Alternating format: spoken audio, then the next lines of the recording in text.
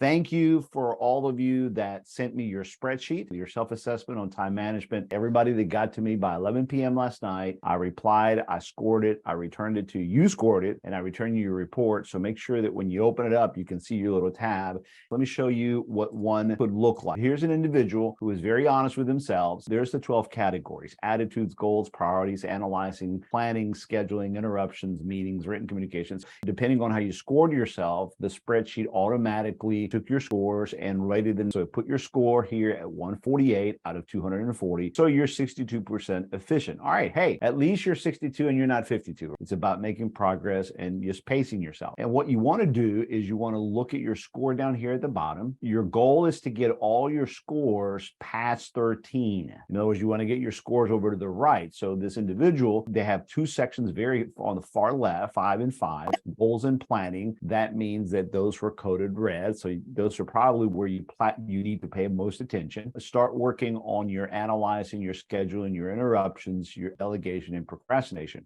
And pace yourself. Don't try to do all this all at once. Those of you that haven't filled it out, whenever you want, no pressure, no rush. Whenever you're ready, fill it out, send it to me. All right, so let's pick up where we left off. This whole idea of hump day and the rat race. Think of all the hours. How many hours do you really think the typical American and you yourself waste? I'm not talking about waste. This is not waste. Ready? I'm doing nothing. I don't know anybody that does that. I'm sure there's much people that do that. I'm talking about you are doing a lot of work that doesn't go anywhere. You write a report, you turn it in, and who knows whatever happened to that report. You did a research, who knows? That's wasted time. And then the stuff that she brought up is that, yeah, we spend a lot of time chasing people, figuring out who does what. That's duplicated, unnecessary, wasteful time. So first is wasted time by inaction. Second is wasted time that doesn't go anywhere. Work that really doesn't go anywhere, or you work on a project and then we delay the project. We put the project on hold, or things go nowhere. The third one is actual work that you do because you're chasing around a lot of stuff, a lot of emails, a lot of meetings. And then the fourth one is the one we're talking about right here, where we are actually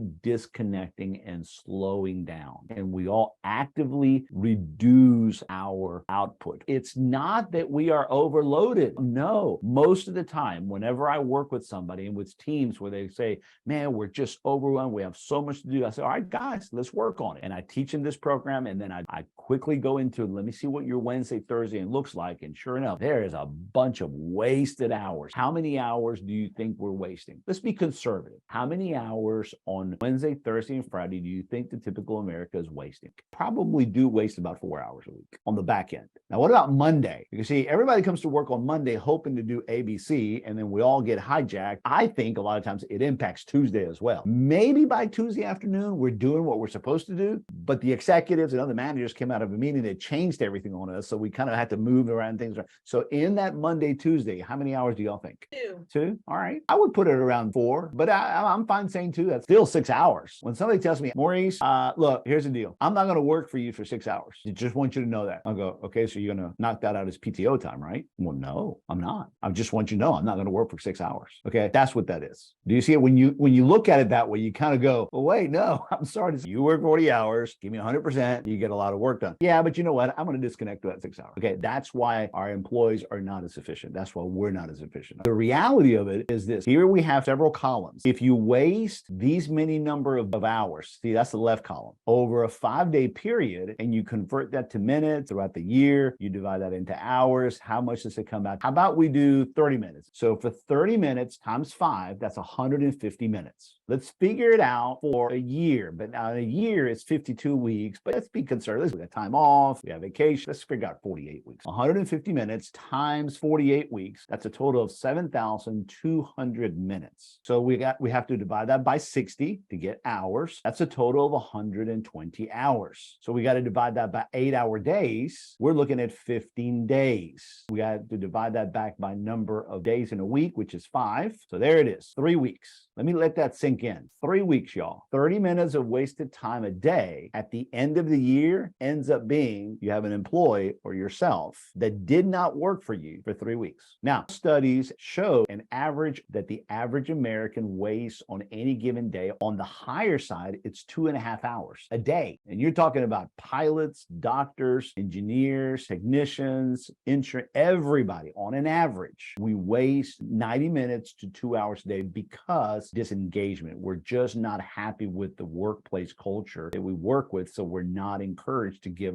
110%, even 100%. The 90 minutes become 450 minutes a week, 21,600 a year, 360 hours, 45 days. You divide that by a week, that's 9 weeks. That's a total of 2.5 months. If I can work with your team on getting them to look at their time different, look at how many hours I can open up for you guys and open up for your team. Notice how impacting a few minutes a day can be for you. Do y'all see that? If you save 30 minutes a day, in other words, if you become good at this and you start shaving 30 minutes a day, you win for yourself 3 weeks at the end of the year. This is a huge compounded interest of damage. Do y'all see how bad the impact is? What do we do about it? All right, so let's dive into the weekly tactics. There's 7 basic steps that you take in how you manage your week so you can get ahead of the tsunami. And here they are. We have to have a set of goals and a set of tasks that we know that we want to start Monday with. You're going to have to be very patient with yourself and patient with others. So don't immediately start and go create a very tight schedule and overload yourself and tell no to everybody. Okay, no. That's not what it's about.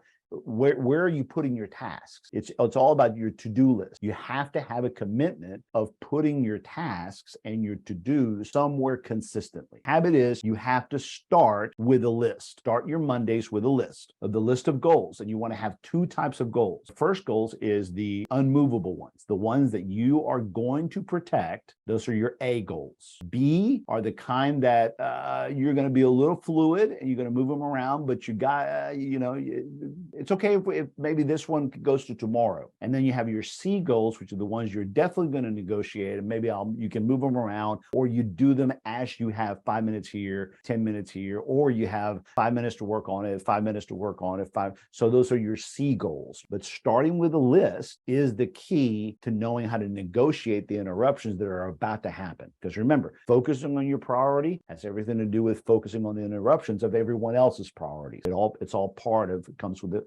the territory. All day long, on Monday, you come up with your list. Now, throughout the day, all day long, what do? You work your goals and you manage the interruptions. So if somebody were to call me right now, if one of my colleagues texts me, okay, and he says, "Hey man, I got to talk to you right now," what would I do? Call them. I'm sorry? Call them. Would I reply back? You said, Well, you're in the middle of a workshop, so no, you wouldn't reply back. Exactly. See, there is that triage decision, and it's throughout the day you're making those triage decisions. No, hold on. I am sitting right here in a top A priority for my day. How big of an issue would have to be for me to triage this away and go focus on something else? All of a sudden, they tell me the IRS is at my office. I would say, okay, excuse me, guys, can I call you back in just a few minutes? Most of us don't negotiate our day. Most of us just go, yeah, sure, I got 5 minutes. Yeah, sure, come on in. And then I allow for a 10-minute conversation. So it'd be like saying, hey, Jim, can I borrow $50?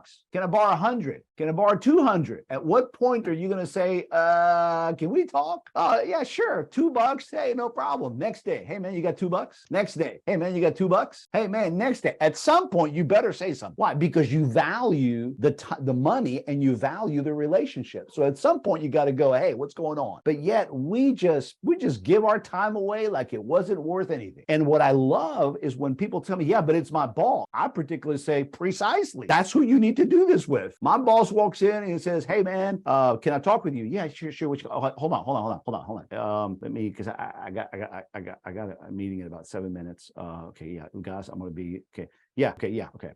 Yeah, go ahead. What you got? That's the way you negotiate. I didn't just say yes. I checked with, it's my schedule. So when somebody's negotiating with me, I always say, okay, yeah, hold on. Yeah, 5 minutes. Yeah. Gosh, look, can we 5 minutes? Okay. Yeah. because I get, okay. Or better yet, how about we do 2 o'clock? Can we do 2 o'clock? I got a good 30-minute block. We can talk about anything. Negotiate your time. Hey, everybody, great job making it through this. Go to the next module. Let's get moving to the next levels. Good luck. And again, thank you for joining the program. Honored to help you.